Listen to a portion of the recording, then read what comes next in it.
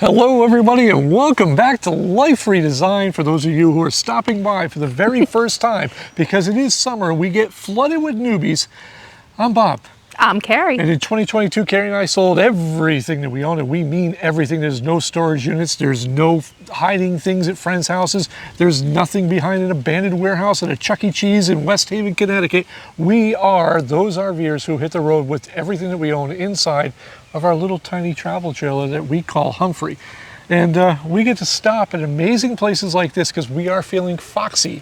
And I know you all want to know. Isn't that the coolest thing? Where we find these things. She finds them while we're driving. We are actually in our favorite state of South Carolina.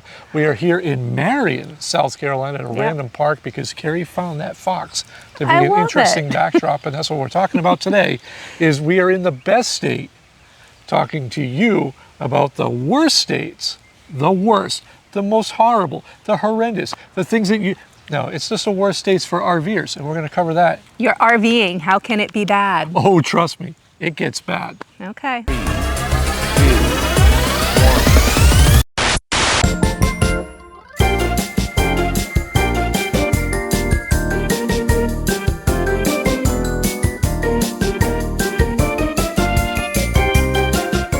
Now, I know what you're thinking.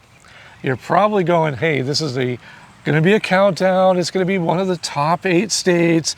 And Bob and Carrie are going to end this with, you know, like every other hack does on their list. They're going to end this with the worst state, the lowest of hanging fruits, the one that Carrie's thinking about right off the bat, which is California. But we're not going to do that because, well, California is common knowledge, and that really is just a hack move to make you sit through a video to get to California. So we're going to start this right at number 8. California is going to be at the bottom of our list, but I will say this. California has some of the highest taxes in the country. They have some of the highest gas and diesel prices, along with, what's the speed limit for RVers in California, Carrie? 55. So all those reasons, yes, California can be a bad state for RVers. Is 55 honestly though really a bad thing? Well, that's what I was going to say. I mean, traffic the whole night. Can you actually go 55? Well, you know, this is how I look at it. Absolutely. If you sit through those lists, and we always cringe when we hear California is the #1 worst state, slow down and drive. It's okay. Enjoy California it. should be on everybody's bucket list because California is probably one of the most beautiful states in the country. Politics aside, California, I think, is just an amazing experience. Hit the coast, go 45. It's okay. You're going to have a blast. Get through there and just enjoy it. Know that it's going to be expensive because if you did your research, you would not be so shocked about California. Now, true story. What I will say that we have plenty of experience in is this next state, which is number 7 on our list. Ooh. And, this is going to be an interesting one. And number 7 is, Carrie? New York. New York, and we're talking about the Big Apple. We're talking about New York State. We are talking about some really good campgrounds though. Watkins Glen, all upstate New York. We are huge fans of a lot of camping outside of Syracuse, but we're not talking about the good stuff. We're talking about the bad stuff. And high gas prices will kill you immediately in New York, probably just as bad as California. And the bigger problem with New York is a lot of parkway restrictions, which makes maneuvering through New York State kind of a complicated process. Is New York or New Jersey? Who pumps your gas for you? I forget. That was New Jersey. It is I believe Jersey. they've changed that. But, all right. Never mind. We don't want to get too far ahead of ourselves, but yes, New York has some great camping, some beautiful state parks that we all should be checking out. Letchworth, I believe, is a really great one. Carrie and I, being from the New England area, being up in Northeast, we would always venture out of New England right over to New York. And but those restrictions, especially on 15, getting through that parkway, you can't take an RV on a lot of those parkways. Well, any parkway for that matter. But we have done it. Ooh, just don't be like us. Just, yeah. And now number 6, Carrie. Number 6 is one that we have the most experience of because we lived there for 17 years.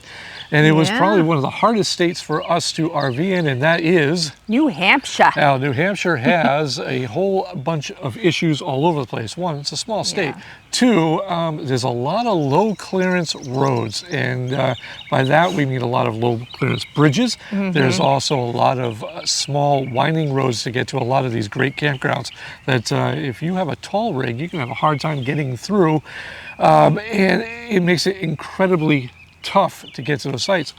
Speaking of incredibly tough, have you ever What's that? tried to book a state park in New Hampshire? Good We luck. have. Yeah, you're going to need to pack a lunch. Hampton Beach State Park. That one, no. I was thinking of Elacoya. We have tried, like, For for years. years to try Years. to get in because it's the only, well, maybe not the only, but the only one that we've seen that's full hookups. And Which it's brings right up- on the water, and it's absolutely beautiful. Forget trying to get in it. Which brings up a great point.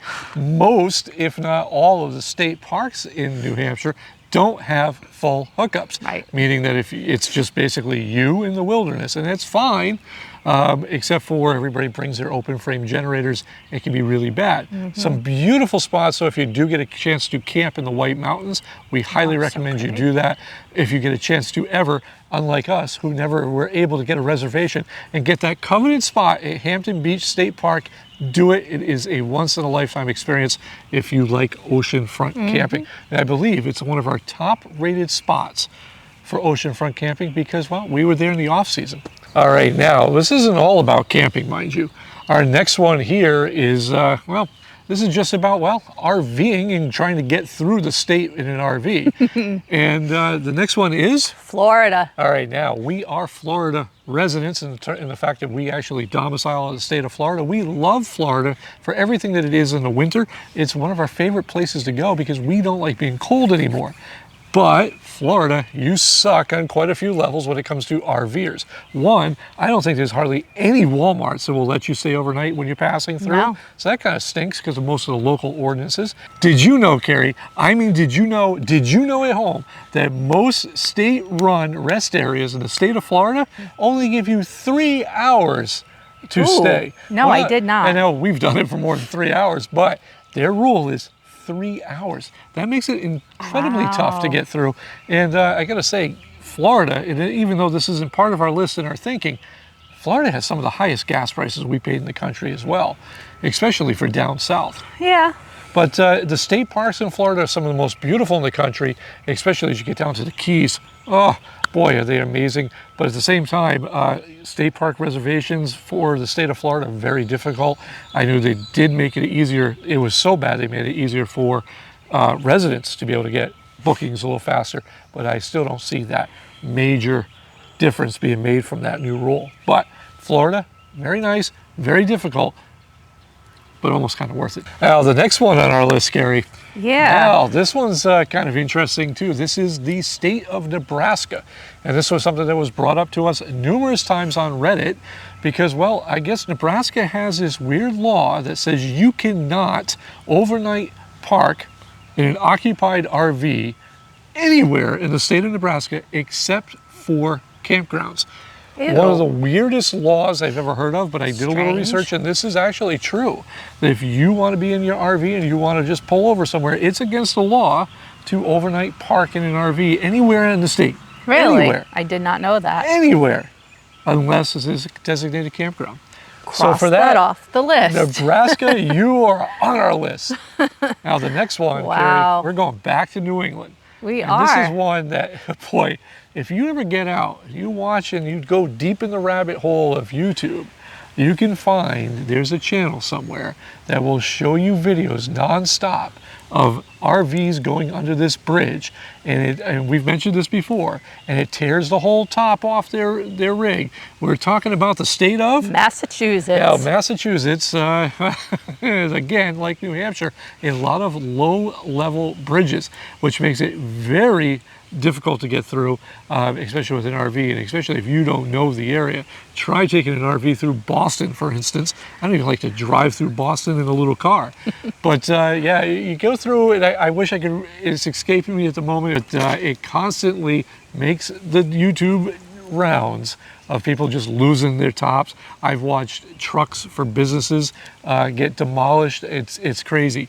And on top of it, well, Massachusetts is known to have the least amount of rest area, which means if you want to pull over and just, take a rest, which is what a rest area should be for, then Massachusetts is very difficult to get through with an RV and do it in that manner. And crappy roads. But that being said, Massachusetts holds some of the most beautiful areas in the Cape Cod area outside of Boston. We've actually camped in Salem. You can go through the archives, and we've done Winter Island Park in Salem, which was an incredible experience to camp in an airport hangar, which was just absolutely incredible, right next to a lighthouse, right on the water. Absolutely incredible. And if you get a chance, make that trip to Salem in October. You'll never forget it. I'm going to do something that's going to hit home, and it's going to go right like a dagger right through my heart. It's going to destroy me from the inside out. And that's this next one, Carrie. The second most undesirable state for RVing is... And it's true. Rhode Island. Oh, it's killing me to say this. But it's yes, true. Rhode Island not only is the smallest state in the Union, but it is also the worst for RVers. Now, I can tell you, as I grew up in Misquamicut Beach, Rhode Island, and the roads through Rhode Island, they're horrendous. It's horrible. It's pothole city. It doesn't make for any good driving at all. In fact, whenever Carrie and I are in New England, we try to just stride right through Rhode Island, and it is brutal. Never mind trying to tow your rig through there. And again, it has the same problems as most New England states, except they're amplified a little more in Rhode Island because it's just, you drive through Rhode Island in 45 minutes as long as you don't get a flat tire. But you have limited rest areas again in Rhode Island. I think there's only maybe a couple on 95 and really nothing on Route 1. But it is there. Now, that all aside, I gotta go back because I am a Rhode Island boy. True it, deep set down in my core. So besides all the potholes, besides the limited rest areas, besides those tiny little streets and all the chaos that ensues in Rhode Island, Carrie, they also have a limited amount of campgrounds. And it's true because, well, not only because the state is so small, but there's really not that much area to camp in. Now, if you do go through Rhode Island, I can recommend a few places for you right off the bat. Starting with my number one choice, and where I camped as a kid, is Burlingame State Park in Charleston, Rhode Island. Now, my memories are probably about 30, 40 years old by now, and I remember this as a pristine palace of forestry and just having a great time, campfires, bass fishing, you name it. You go up the road, there's Matunic Beach, you can camp right on the ocean. There's the Charlestown Breezeway, that if you can get camping spots there, good luck, because it's like a 2-year waiting list. But you can go through Narragansett, there's camping. A lot of great things. Just don't try to pull that RV through Newport. It's not going to happen. They're all about that boat scene. True. All right, now, that was our number 2 and our number 1. I'm going right after you because I know you don't like Rhode Island, and the only Rhode Islander you've ever met that you loved is me, but I'm going to go right straight, boom, right to the cockles of your heart. I'm going straight after you. Connecticut is the number 1 state that is horrible for RVers. Just because I grew up there does not mean that I liked it. Oh, Connecticut holds all the same problems that Rhode Island holds, it's just on a bigger scale. So we have horrible roads, you have horrible traffic, you have a very limited selection of, RV parks, and you have incredibly high gas prices in the state of Connecticut. And that's all, just part of being a Connecticut person. Anyhow, but really the bigger problem with RVing in Connecticut is that there are so many restrictions from a government level that it makes it very hard for these RV parks and these family campgrounds to improve to meet the demands of today. Now, we know of a couple that your family is personally friends with, that these campgrounds have been around since the 60s and 70s, and they're, not allowed. Nature's campground. Yeah, and that's not allowed to improve to meet today's monster rigs. So really it limits them because, all the laws that have been put in place by people that probably should get out camping more, see the world, and make these laws easier for these people to improve. Because Connecticut does have a lot of history and a lot of, pretty girls that you can meet whenever you're just looking for one at a coffee shop. But of all that aside, Connecticut is a great place, and if you happen to be in New England, we highly recommend you take the time to find all those good spots. Gillette Castle, I believe Salem, Connecticut as well is a great area to be in. There's Greenwich, there's, I could go on for days. Greenwich is beautiful. And was it Hammonasset State Park is another one that's truly right outside a of great Waterford. area. Waterford, Yeah, Connecticut. just about outside of Waterford by about an hour, but it's okay. It is not. It's close by, it's fine. I don't know, every time we're in Connecticut, I always fall asleep. But anyhow. Or I try to avoid it. That's true too. And if you happen to go to the Crystal Mall in Waterford, Connecticut, don't bother, they're closing down. That's just a sad thing. All the times that we spent there as our kids. Oh my gosh, yes. So if you think that we've missed something, now again, this is just from the community on Facebook and Reddit, and also from our channel members, which we want to give a great shout out to the following people in the list below for helping us maintain this channel and to keep going. But if there's anything that we missed, anything that you want to disagree with, you can leave those in the comments below. Carrie will be more than happy to give you a rebuttal on my behalf, because I'm quite sure we missed a few. I'm sure.